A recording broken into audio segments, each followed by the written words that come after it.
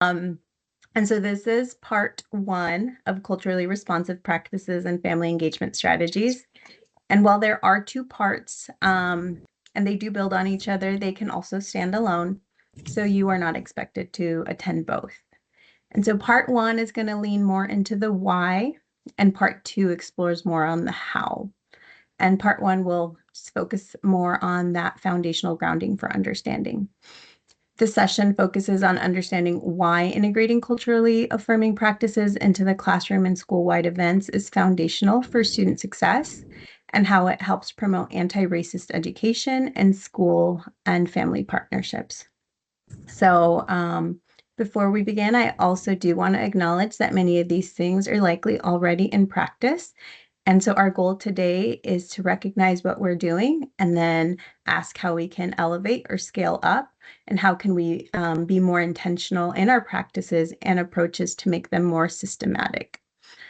Another thing I want to share before starting is that this is an hour and 15 minutes, and I recognize that that's long, and me talking at you is not my idea of a successful PD. So I have intentionally tried to build this out as an interactive session. So I'll be asking you to participate either in the chat or inviting folks to unmute as we process as a whole group. So I do want to hear from you, and also only share as you're comfortable. So let's see. Again, I'm a true believer in learning in communities, and so I do want to hear your voice. And I'm really hoping that as a facilitator, I can create that space where people are willing to unmute and we can learn from each other and the expertise in the room. Right. So I will kick off now. My name is Gloria Espitia. I am an operations and policy analyst here at the Oregon Department of Education. Oh, and also I did say Jennifer is taking attendance because she will be sending out PDUs, or somebody at the ESD will.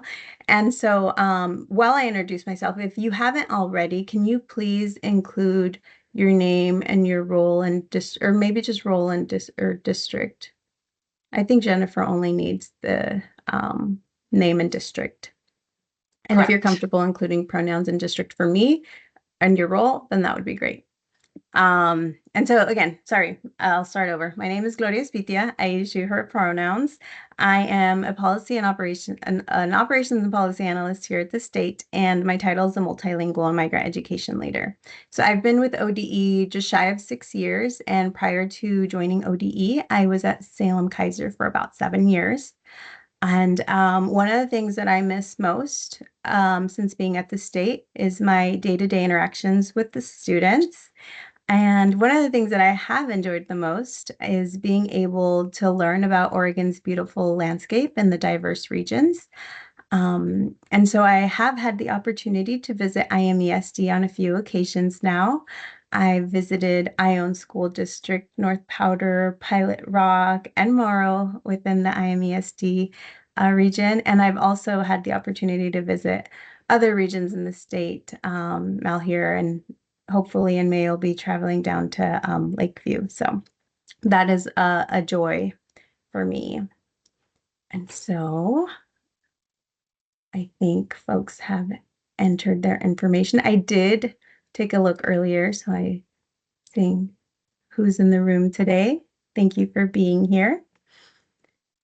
All right. So my intention as a facilitator is to offer or foster a space that allows us the confidence and comfort to live into these community agreements. I would really encourage folks to stay present and engaged, and lean into curiosity, to honor our differences, to learn and grow from the experiences and perspectives of others, to allow ourselves and others to make mistakes, to lean into productive discomfort when it's supportive of learning, to assume positive intent, and to maintain confidentiality. If there's any questions on these or any that I can clarify, I'm happy to do so.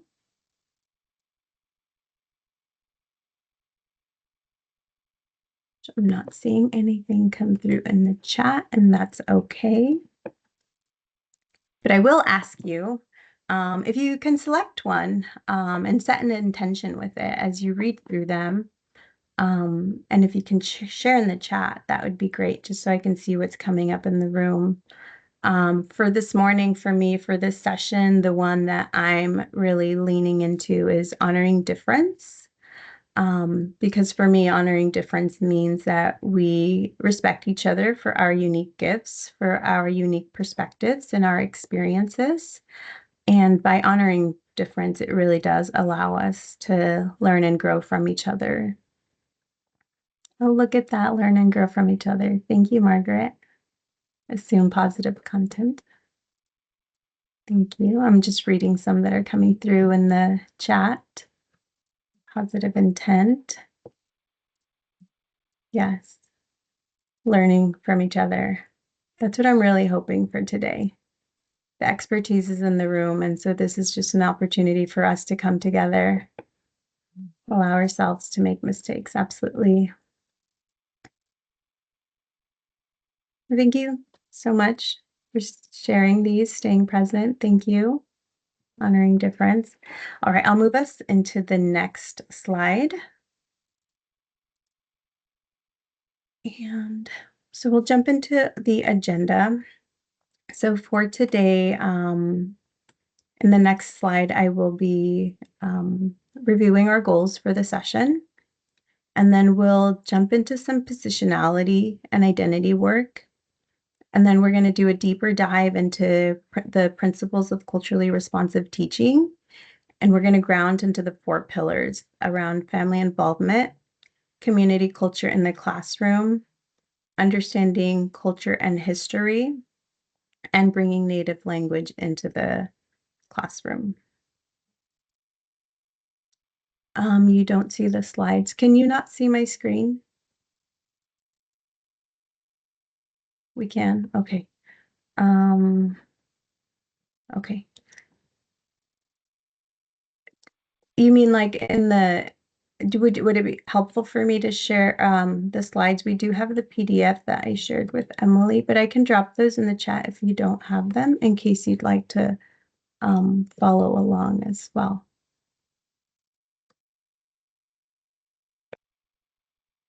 Okay. I can do that for you, Gloria. Oh, you I already just did dropped it in the chat. Yeah, let me know. I think I've adjusted permissions, but if for some reason you can't view it, let me know. But I think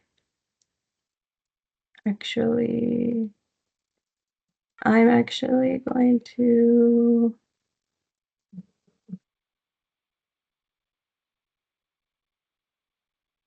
I don't know if that was the right link. I updated my slide, so hopefully that is the right one now. Okay. All right, I will move us on to the next one.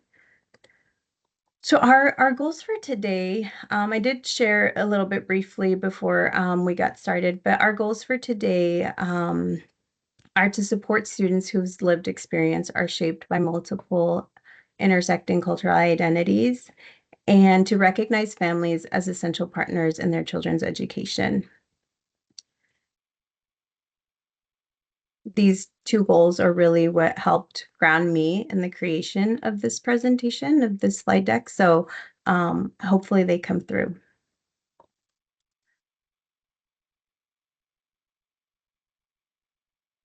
So we're going to jump into positionality and identity. And as I stated earlier, part 1 is intended to support the why and build a foundation of knowledge and understanding. So in order to engage in culturally responsive practices and family engagement strategies authentically and without creating harm, it's important for us to understand our positionality and our identity. So we're going to look at the Wheel of Power. Some of you may have seen these. There's different iterations, different types. This is the one that I chose to work with today. So the wheel places power at the center, with marginalization extending outward. And each spoke represents an aspect of social identity and helps show where we may experience privilege and where we may be marginalized. I'm going to drop a link to the image in the chat in case you'd like to take a look at it.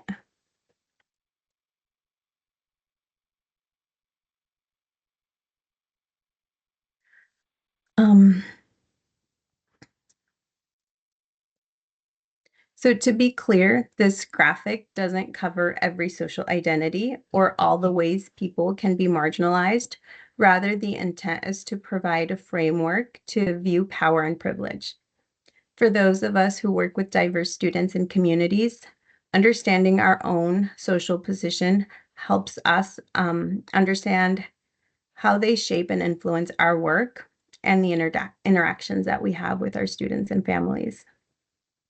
So I'm going to ask you just take a few minutes. We're going to move through an independent exercise, and I would like you to take a look at the wheel, take a look at each spoke, and think about where you fall in terms of power and marginalization.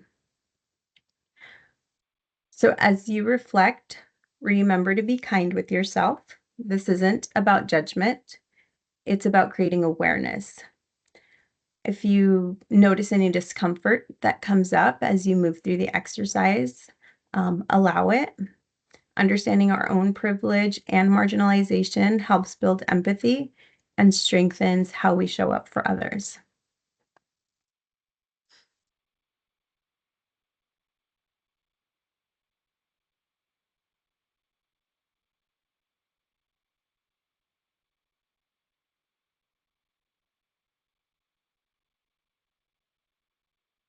As you're taking a look and as you're reflecting, I'm going to drop some questions in the chat as well.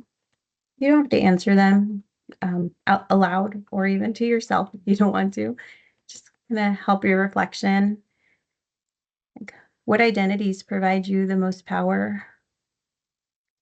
What identities locate you as marginalized? What identities do you think about the most often or the least often?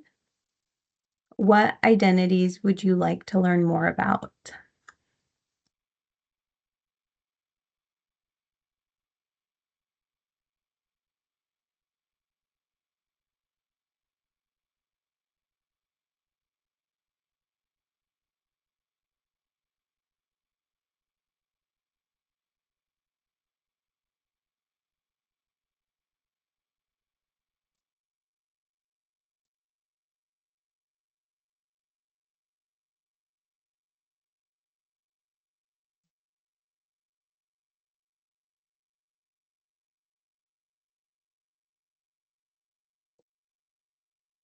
So this exercise is very personal, so I'm not going to ask people to share, but I hope reflecting on this was helpful, especially thinking about our interactions with students and families and how we perceive them and how they perceive us, and also how students perceive each other.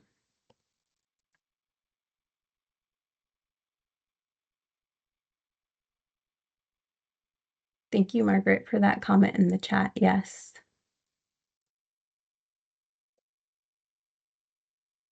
So here on the next slide, we'll see this is a different wheel, and this is about intersectionality.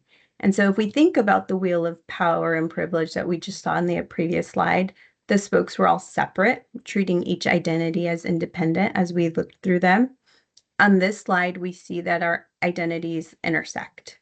That is, we can see how our experiences are shaped by the different identities we have and how the advantages or disadvantages of each come together. So the quote on the screen by Kimberly Crenshaw says, "Intersectionality is a lens through which you can see where power comes and collides, where it interlocks and intersects. It is the acknowledgement that everyone has had their own unique experiences of discrimination and privilege." Essentially, we are not separately privileged and marginalized, for our identities that hold power and experience marginalizations. They collide and they interlock, and we can't pull them apart. So in this image, we see how they come together.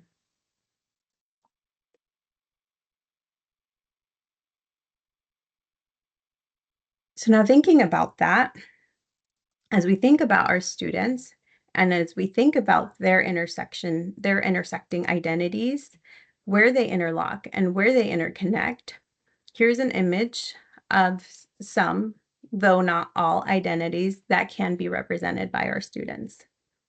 So again, our identities are complex and our students may not have full awareness of them. They might feel them. They might feel them in their bodies. Our bodies are very powerful. They have wisdom and knowledge. And sometimes students may not be able to articulate the identities through language, and that's okay. So as adults, if we have awareness, with that awareness, we can move in a direction that honors and gives agency to those identities, especially the identities that are underrepresented. Identities that students may intentionally or unintentionally be suppressing or hiding.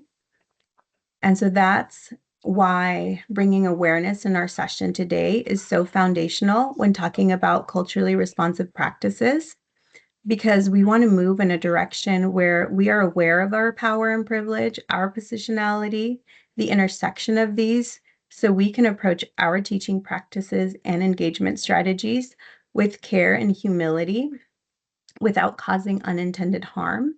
And this will allow us to nurture spaces where we can uplift our students and families to share about their strengths and their challenges related to their identities.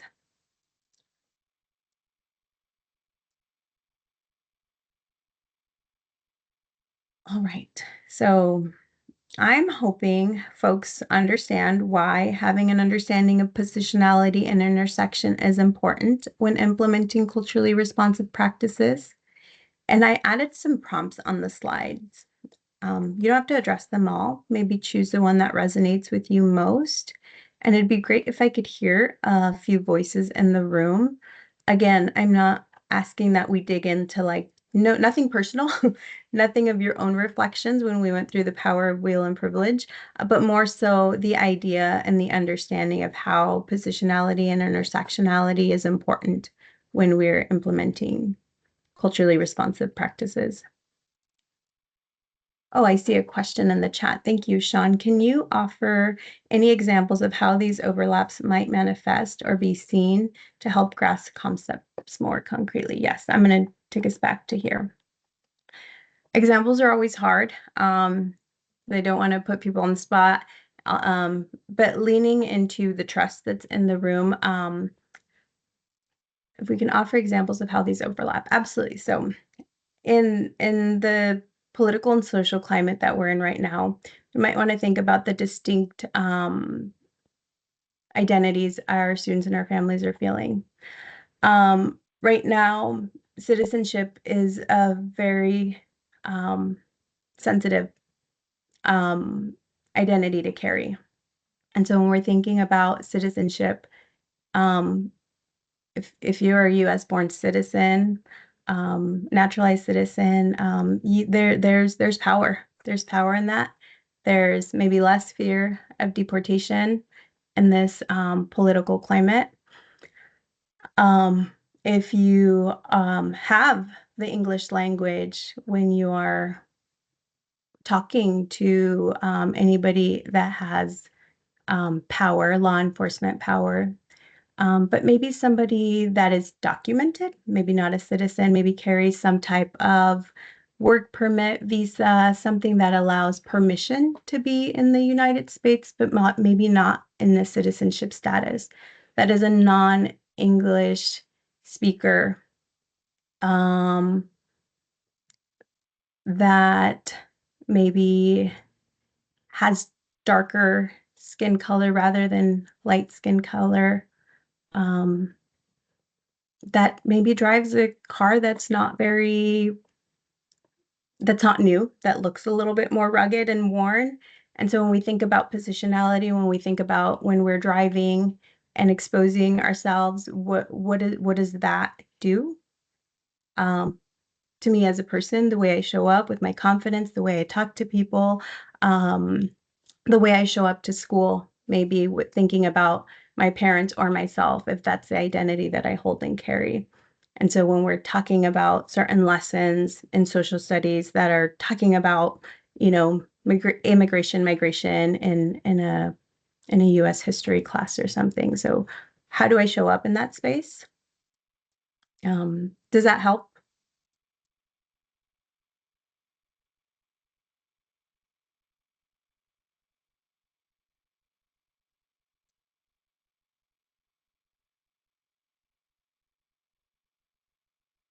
I'm not sure if that helps because I'm not hearing anything, but I'm hoping it's helpful. And so,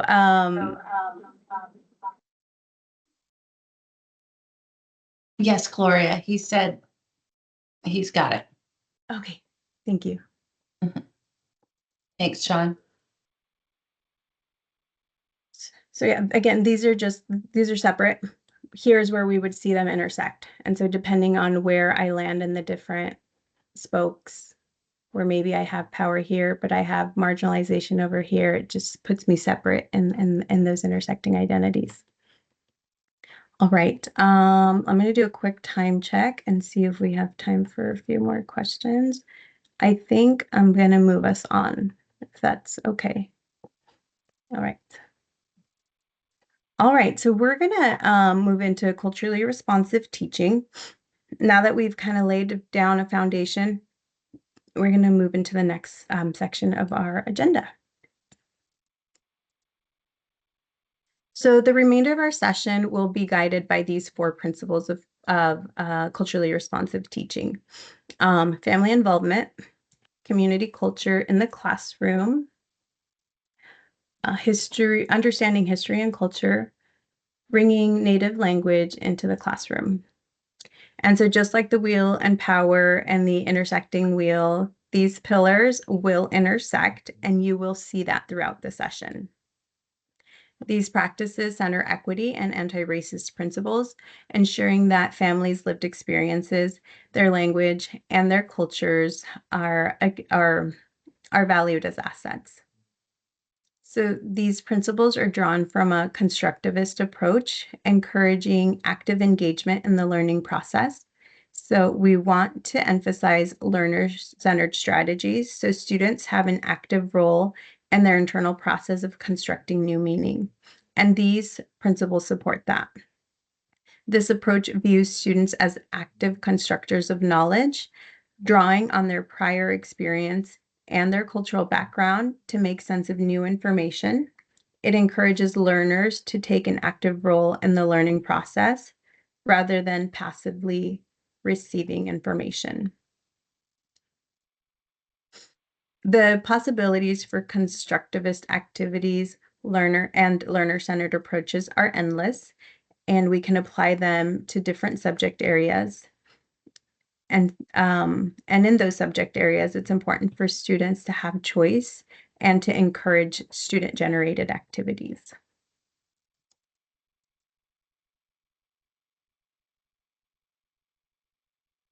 So what does it mean to be culturally responsive?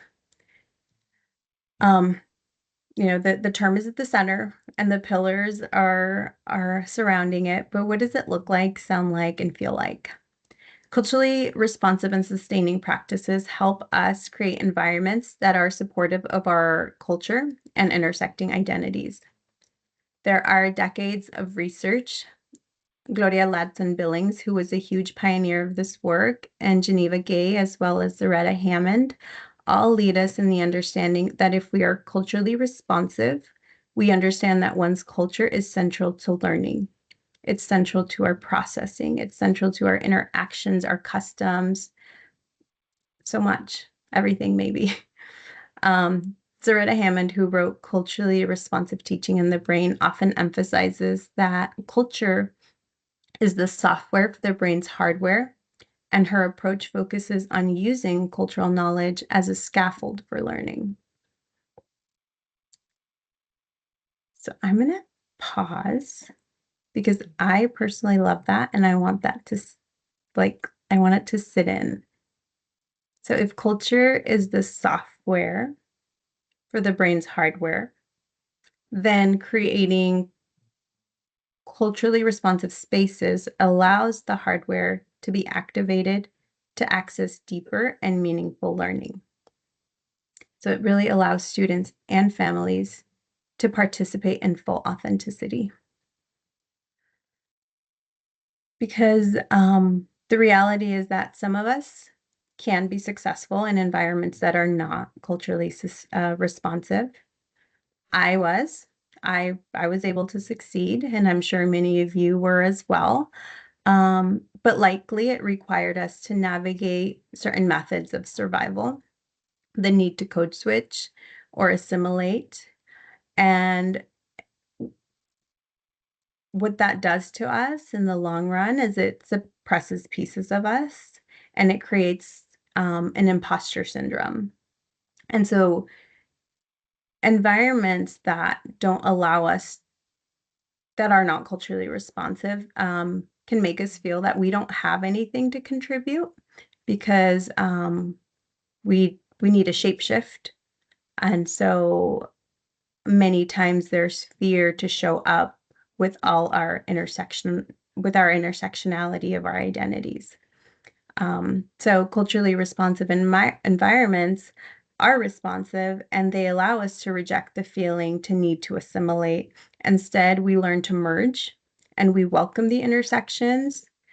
Tribal folk refer to this as a simultaneity, meaning that multiple truths can exist at the same time. They recognize that they can honor their culture and their ancestral beliefs, and that does not limit their ability to also embrace other truths.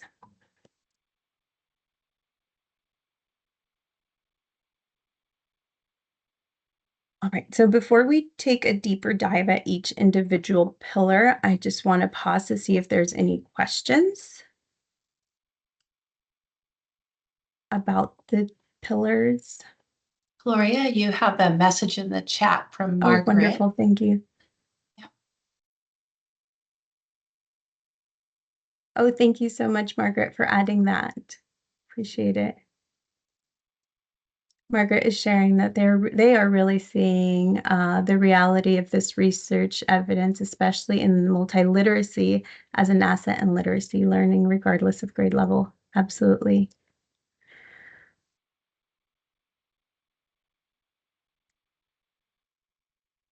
All right, so if there aren't any questions, I would love to hear if anything like came up for people when you hear that culture is the software of the brain.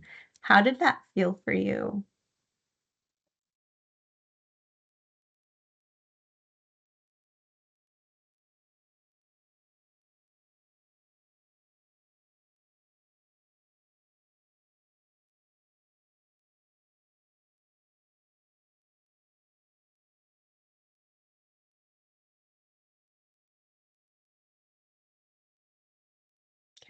I'm not seeing anything come through, and I think for the sake of time, I'll move us along. All right, so we are at the first pillar.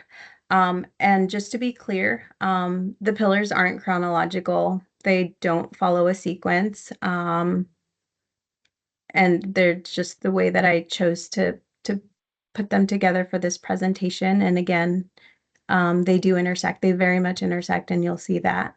But family involvement encompasses the active participation of families, such as attending parent-teacher conference, participating in school-wide events, assisting with homework, and engaging in conversations about students' academic progress.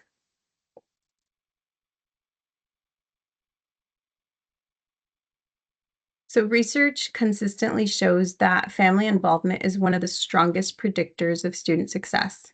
It demonstrates that when schools establish strategies to engage and communicate with families, families are more actively engaged in their children's education, and this helps foster consistent educator-family communication, creating opportunities for timely interventions and supports, including students' academic proficiency, social skills, increased engagement, and behavioral concerns.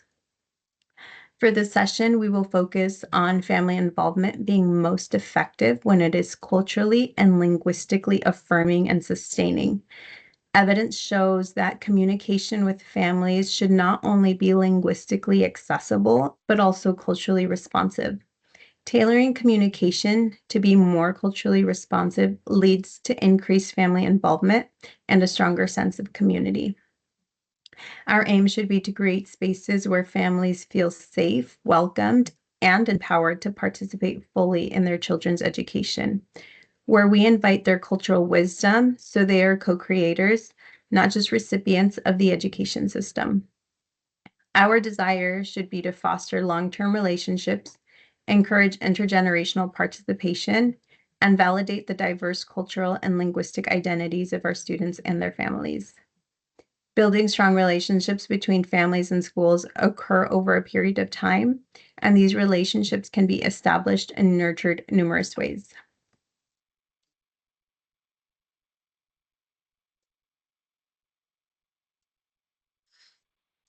So there are many frameworks that can lean on the co-construction of family support and involvement. We won't be digging into them deeply in this session, but I am using components of the dual capacity framework in the next session. And I wanted to touch on it briefly here. We could do a whole session on the dual capacity framework, but for now, we're just going to take a few minutes. This framework focuses on building the abilities or the capacity of both educators and families. So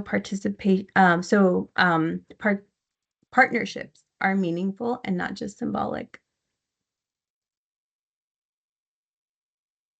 Just reading the chat. Thank you, Lena.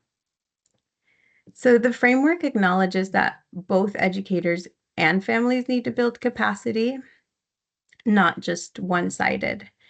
And so schools and educators may need support in the implementation of valuing families as partners, and communicating clearly with diverse families, understanding cultural and community context, creating welcoming spaces and inclusive environments, and sharing power and decision-making with families. And it also recognizes that families may need the opportunity to understand how the school system works, to learn how to support at-home learning, to develop confidence, to be able to advocate for their children, and to build relationships with teachers and staff. The framework also highlights 4 key conditions for effective partnership.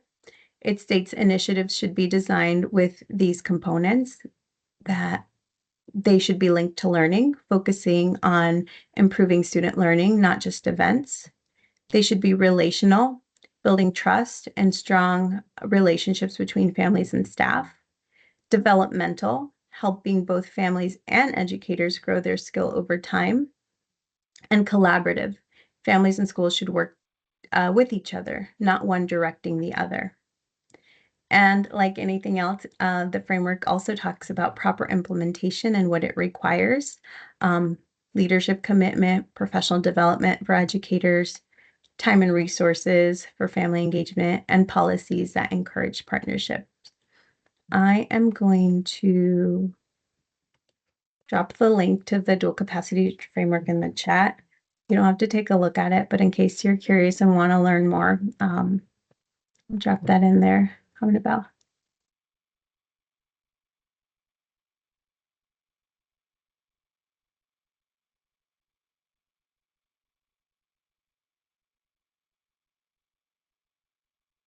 Thank you so much for adding that comment in the chat, Sean. Really appreciate your voice.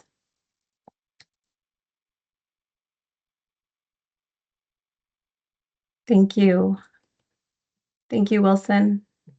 I think that finding ways to find families to develop the confidence to advocate for their children despite having a language barrier would be an extremely valuable goal. Absolutely. Yes, I love that. Thank you. Thank you for sharing those things in the chat. All right. One of the things that comes up when we talk about family involvement, community engagement, or partnerships with families are often the barriers. And so I didn't want to not address them today because they're true. And so I do want to acknowledge them. And oftentimes we feel that we're doing everything to invite our families, and yet we're not making progress.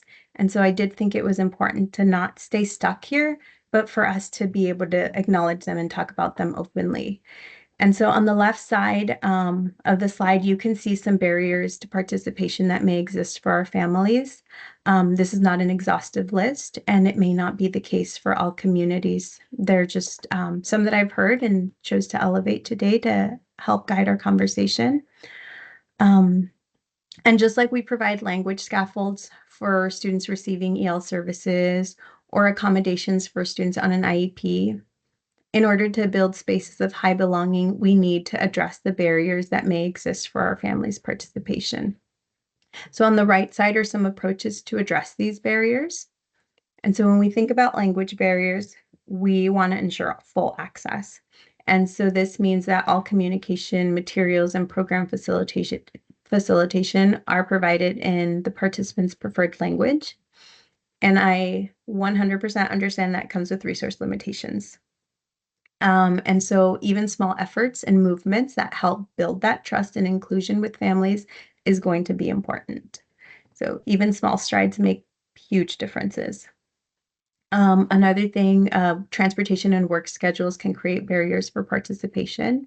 And so looking at your flexibility in your schedules with events offered in the evening or on weekends to accommodate families' work schedules might be helpful for some families. Virtual engagement, possibly.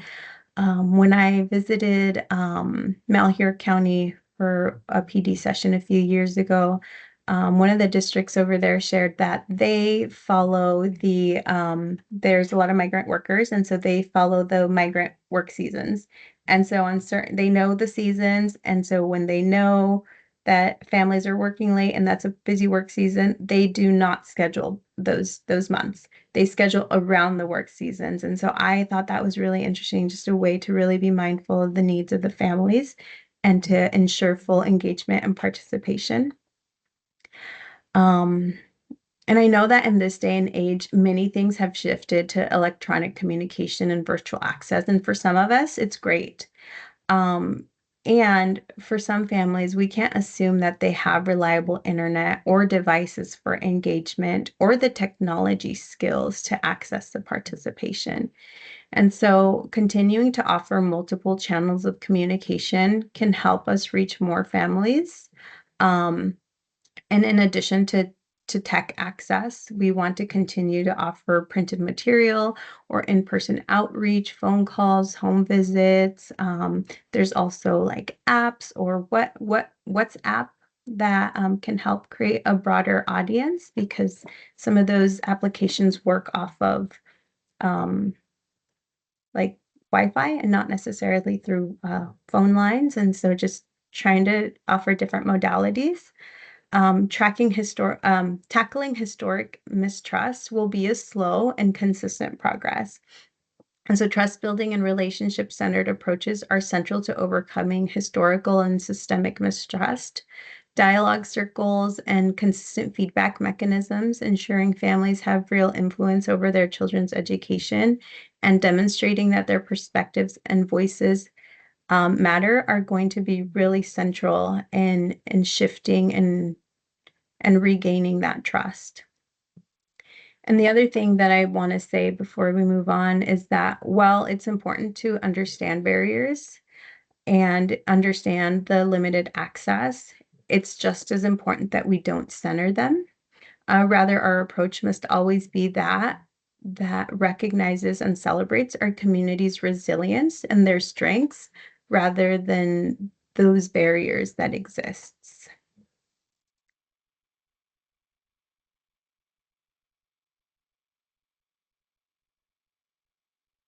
All right. So before we move on to the next pillar, I wanted to check if there's any questions or clarifications that could be helpful before we move on.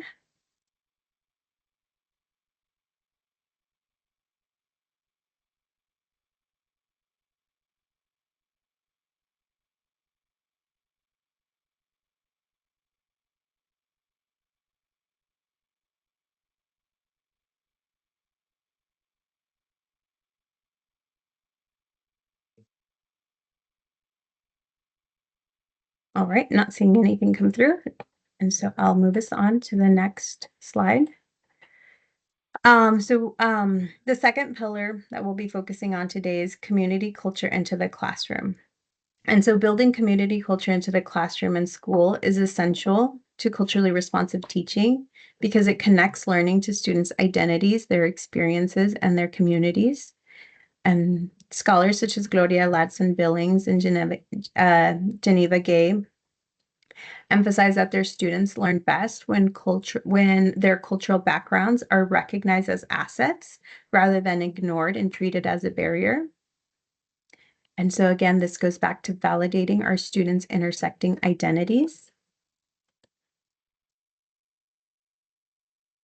So to start our conversation about culture in the classroom and in the school, I want to look at this inclusion framework. And so similar to other frameworks, you'll see different versions, different iterations. And so this is the one we're using today. I just want to give you about 30 seconds to look at the graphic before I even say anything.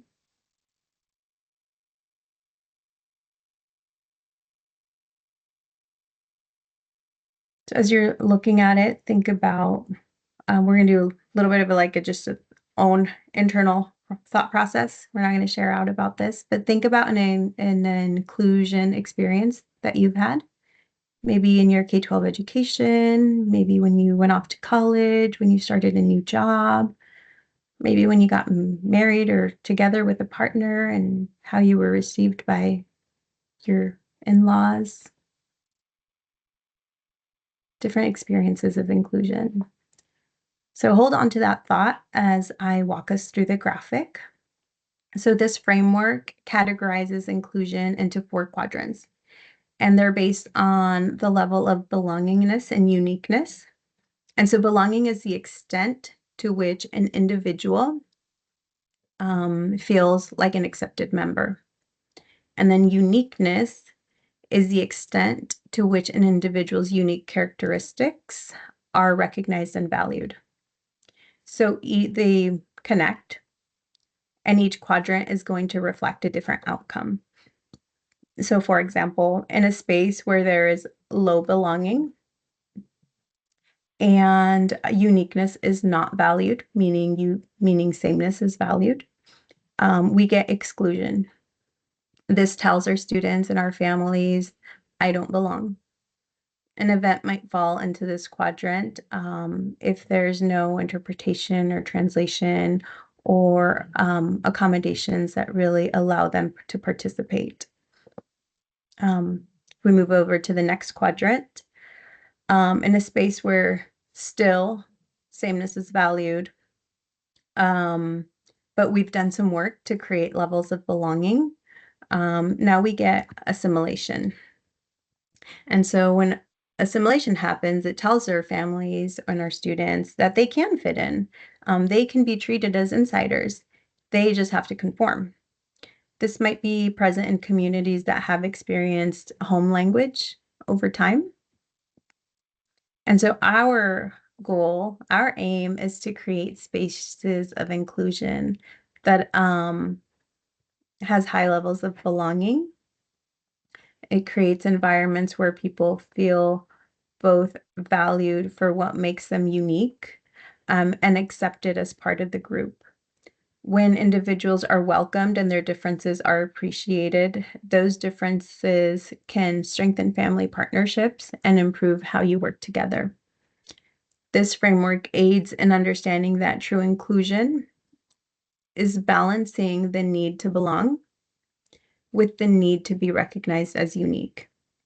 And so aiming to move beyond recognizing diversity, but to a truly inclusive culture. So now think back to that inclusion experience from before. And so we won't share aloud, it's personal, but what quadrant were you in? If you were in the green quadrant, can you think about what helped? What were the conditions that helped you feel that high level of belonging and that your uniqueness was valued? And so really recognizing like what works is just as important as recognizing what's not working. And so when we are in a space where we feel that our uniqueness is valued, that we feel that we belong, what are those conditions that are making that work? And if you maybe weren't in a green quadrant, then what could have been done differently? How did that feel in your body? Um, what were the things that came up when inclusion wasn't present? So I hope you could see the connections between how building an inclusive culture is foundational to this work. I'm going to move us on to the next slide and just see if there's any questions that are coming up for people or just some things to reflect on. What are ways to create spaces of high belonging in your classroom? And how is uniqueness valued in your school?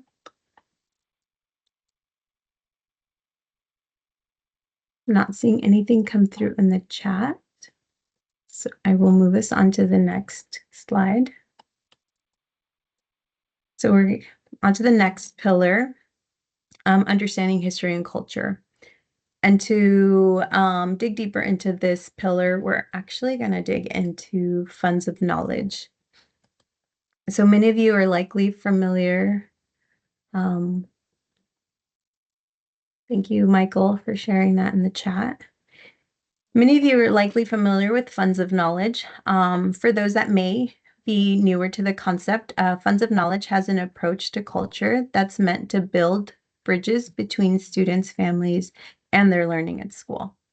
That's why I included this image of connecting. So if we think about our culture and we think about school, how do we build that bridge to merge things together?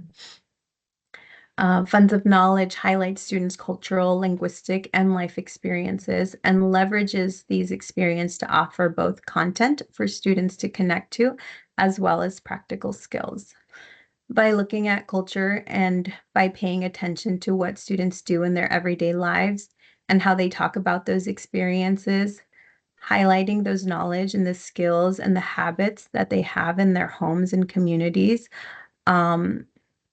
is important for us to recognize these experiences as valuable resources for their learning.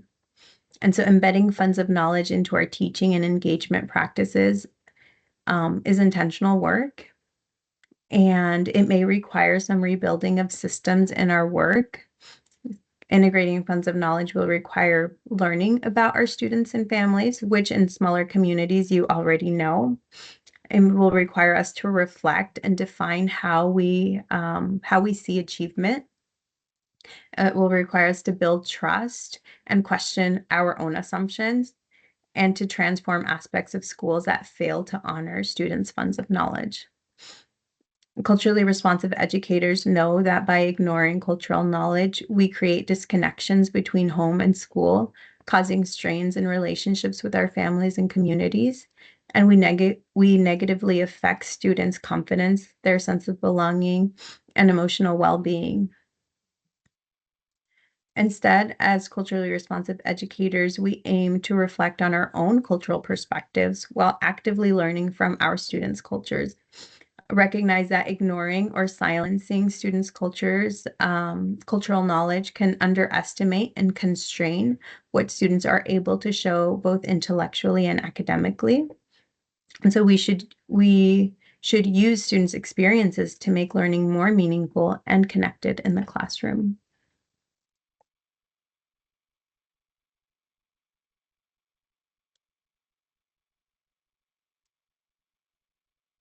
So thinking about your classrooms, your schools, your students, what funds of knowledge do your students and families bring to school, and how do you leverage them?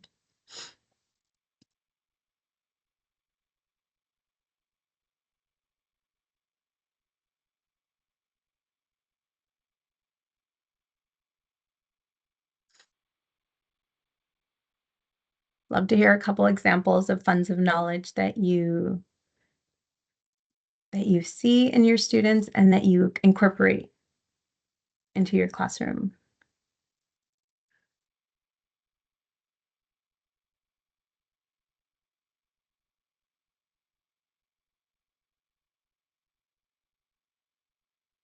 Yeah, absolutely.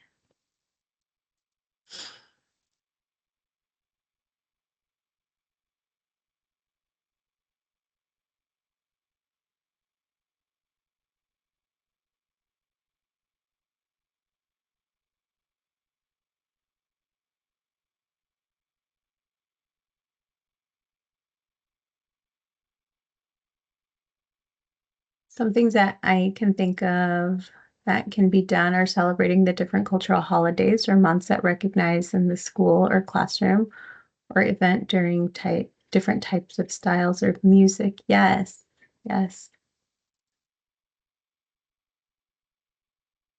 When my son was in middle school and they did their dance lesson, um, they did line dancing, I think it was. And in our Latino Mexican parties, they have this really famous dance that we do at like quinceañeras and bodas and parties, and it's the Caballo Dorado, which is pretty much like line dancing. And I'm like, why don't they do that one? Because you all can learn to so anyway, like bridging those cultures, absolutely. Um, I saw a hand. I don't know if that was an accident or if you wanted to share more. Nope, that was an accident. Okay, yeah, I've tried to integrate local art forms. Oh, yes, absolutely. Um, my daughter in her school was learning about Frida Kahlo, and she was really excited to come home and teach me all about it. Yes, powwows in your region, absolutely. Thank you for sharing these different sources of knowledge that we can leverage from our students. Um, Here in this slide are just a lot of different strategies that can be used with culturally responsive teaching and through funds of knowledge. It's a non-exhaustive list, and you can actually see how they intersect because again, all of this work around culturally responsive teaching is intersectional and it does not stand alone. The ones that are circled in red are the ones that we're going to take a deeper dive into this afternoon session. So we're actually going to look at the implementations of these strategies in the classroom. We'll look at the benefits, some of the cautions to have, but that's why they're highlighted.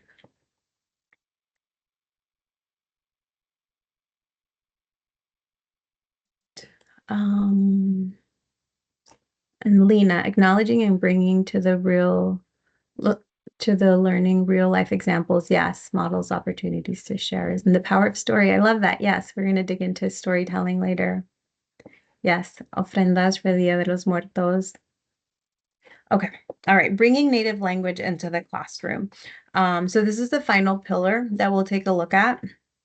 Um, so strategies and scaffolds that honor students' language in the classroom are important in culturally responsive teaching because they allow students to use their full linguistic resources to understand content, to express ideas, and to participate in learning. Um, Instead of treating home language as a barrier, teachers treat them as assets. And so, one well-known approach is translanguaging, a concept that was expanded upon by scholar Ofelia Garcia. While inclusive strategies are happening in the classroom, such as translanguaging or bilingual resources, sentence frames, or visual supports, and they're all important. For today, because our intention is to really think about supporting the intersecting identities and bringing families into our children's education, we're going to we're going to focus on the family aspect of language. And so the importance of honoring language and recognizing language as an asset. So that might come with some discomfort to name that historically English was seen as the dominant language. And it led to home language loss. It led to discrimination and access issues. And so, as we are unlearning and building new beliefs and understandings, we may need to reflect and ask ourselves, um, where is the barrier? Where does is language difference even a barrier? So, if language is a barrier, and I see, where do I see that barrier rooted? Do I see the communication barrier rooted in our families when they are not proficient in English? Or is the barrier rooted in me for not being able to communicate with our families? Do I see English as a dominant language and pathway to inclusion, pathway to access and knowledge? This might signal language difference as a deficit. And if these are my unconscious biases, then what does my practice look like? And so when our practices do not honor language as a strength or as an asset, we tell our families that they are not welcome, that they are unworthy. We unconsciously discriminate and unconsciously push for language loss. However, language affirmation recognizes language as an asset. It promotes linguistically sustaining practices and supports efforts towards language preservation and revitalization. And so this is an important component toward tackling that historic mistrust and the building of relationships between families and schools.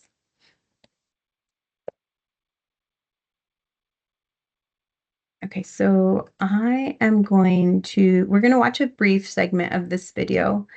And this video focuses on the experience and stories that illustrate the tension of navigating cultural adaptation and the pressures that may have contributed to the decline of our community's native language. And as we watch, I would like to invite you to reflect on the video and consider your schools and classrooms. In what ways have these environments shaped younger generations and families to communicate and express their cultural identities? Watch this. My family, Can you hear this okay?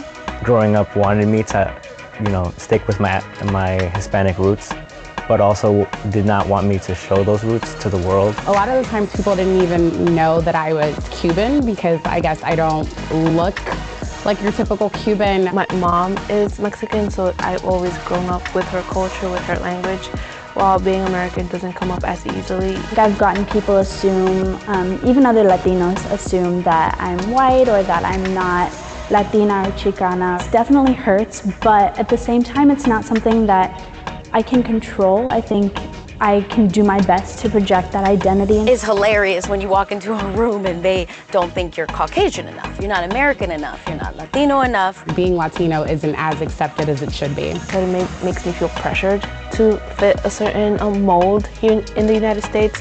But now that I'm older, it's more like, it's what I make of it. That doesn't stop me from being proud of who I am and where I'm from. And then ultimately, I think what you settle on is how you view yourself.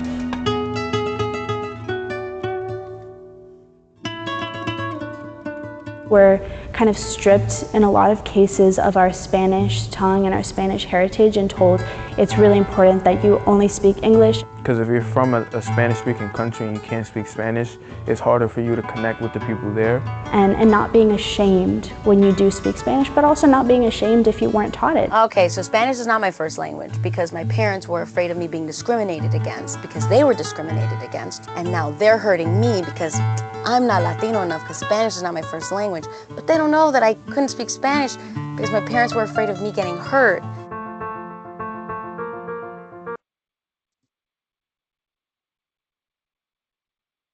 Okay. So let me see. Can you hear me okay? Yes, okay. So I've watched this video many times, and the piece that resonates most deeply for me is the desire to protect our loved ones and how that's contributed to the erosion of language and cultural identity. And for some families, this loss continues to be a source of grief, while others may not fully recognize its impact on their lives.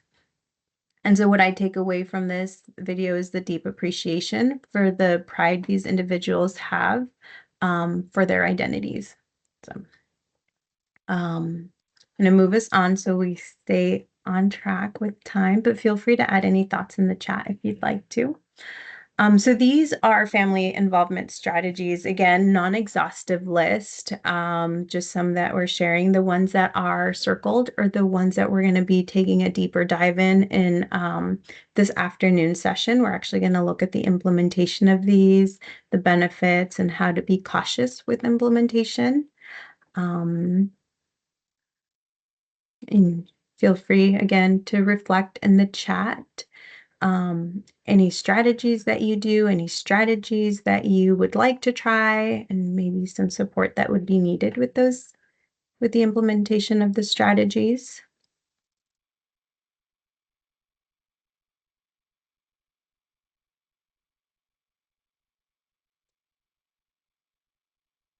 All right, so we're going to be right on time. So I have a closing and reflection. We have 10 minutes left.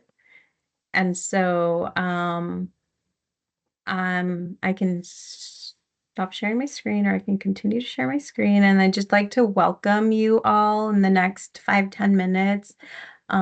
Just what has this sparked in you? What supports may you need in your implementation? How can I provide any additional support? I'm happy to visit. I always love to visit our schools. Is there anything that you're still kind of stuck with that you'd like to chat more through?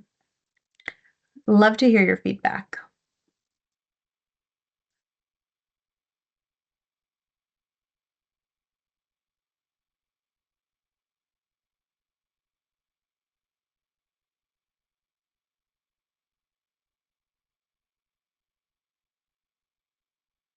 I'm just seeing your message, Julia. The family tree projects. Yes, those are really nice. It does give students the opportunity to talk about their families.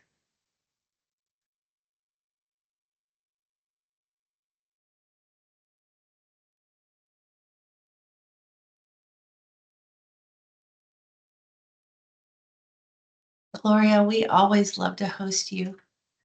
So wonderful when Thanks, you come visit Jennifer. us in Eastern Oregon. So Yes. I'm just wondering for this group, if a school feels like they just really need to grow in this direction, what would be the first thing that you would ask them to think about doing starting next school year?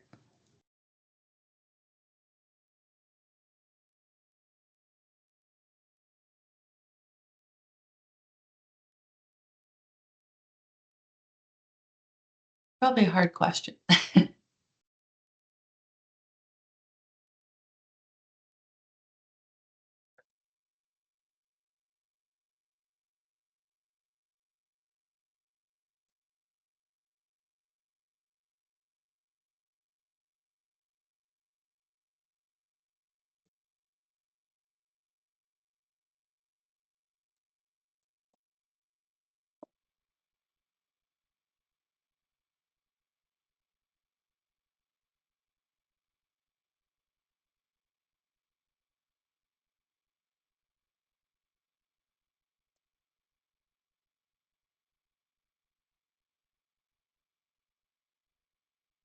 Thank you for sharing that, Julia. Yes. Getting information out to families in their native language.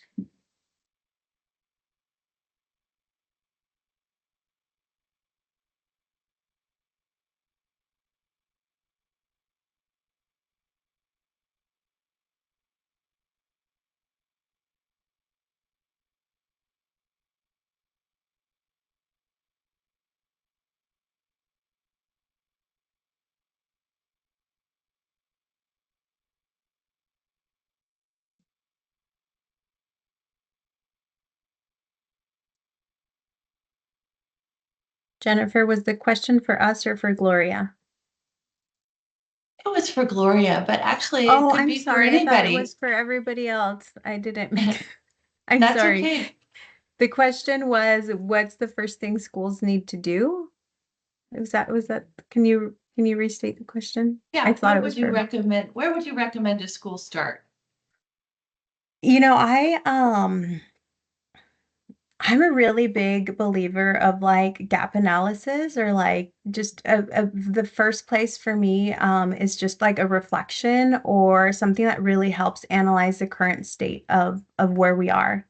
It's really hard to know where to move if we don't know where we're at or where that like North Star is. So for me, I really think about the place where we start is really one, identifying where we want to go, and then two, identifying where we are, and then really identifying those gaps to get there. And so what do we want to prioritize? Where are our resources? How can we make this happen?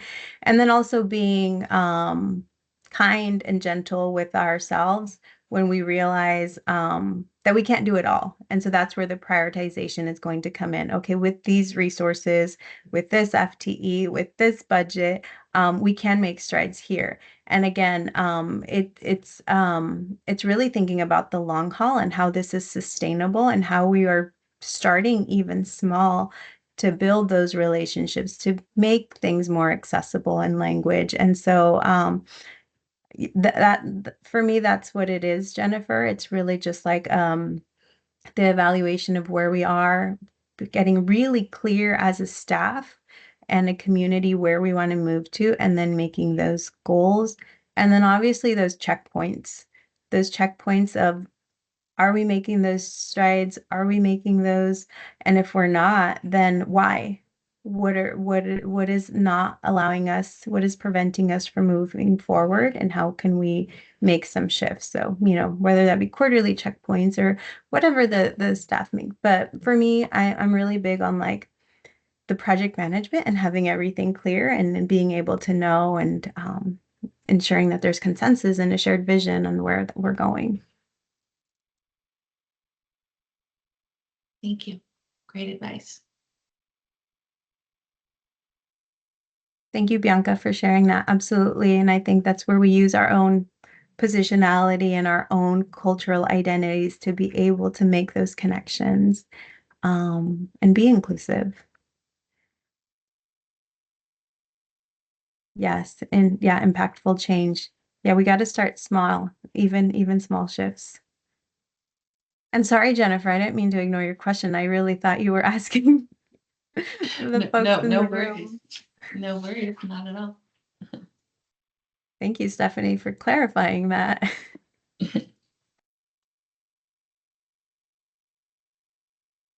All right. Well, it's 10:12. We don't have to sit here for 3 minutes and stare at each other. It's okay if you want to jump and have some time before the next session. But I'm available. My email is on the slides. I've shared the slides. Emily, I believe, has access to them and has shared them with you. So if there's anything that I can support with, visiting your school or virtual calls, anything, please reach out. I love to work with our districts, and I hope to hear from you. Yes, um, I can drop those in the chat.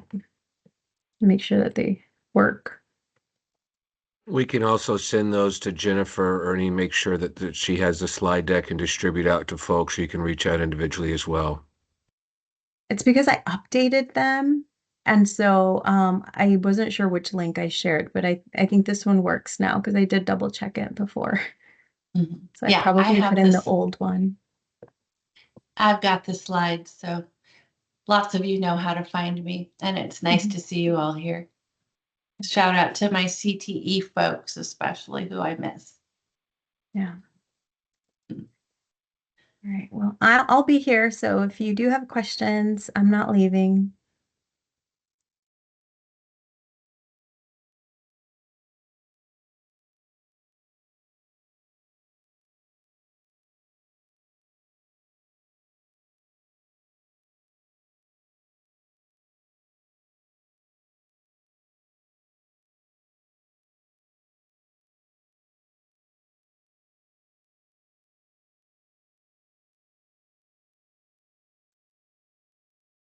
You can stop sharing screen now.